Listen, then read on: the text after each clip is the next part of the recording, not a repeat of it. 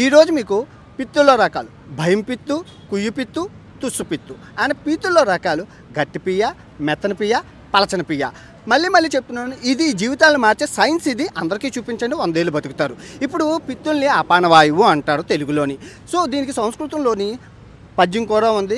భూమి భయం భయం నేస్తే కుయ్యి కయ్యి కుంచునయం తుస్సు పిత్తు మహాగౌరవ ఇతతో పిత్తు లక్షణ. అంటే భయం నేస్తే అంటే పెద్ద పెద్ద శబ్దాలు కలిగించే పిత్తులు భయం కలిగించవచ్చు కానీ వాసన రావు, గ్యాస్ట్రిక్ అనమాట.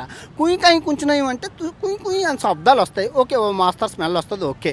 కానీ గ్రూప్ ఉండేటప్పుడు సందట్లో సదమియా అన్నట్లు తుస్సు అని పిచ్చేస్తారు, ఎవరెవరని చూసుకుంటారు. కానీ కడుపు చెడిపోద్ది, వాసన చాలా దరిద్రంగా ఉంటుంది. అర్జెంటుగా పప్పుచారు తాగాలి, పప్పుచారు కానీ పసుపుచారు కానీ తాగాలి, కడుపు చెడిపోయినట్లు. ఇంకా మళ్ళీ ఇప్పుడు పీతుల్లో రకాలు 3 రకాలు. గట్టి పియ్య, ఇప్పుడు మెత్తని పియ్య, పలచని పియ్య. నాది పసుపు రంగులో ఉంటుంది, పొద్దున్న తింటే రాత్రికి వచ్చేస్తుంది, 6 గంటల్లో తయారైపోతుంది, ఆరోగ్యం.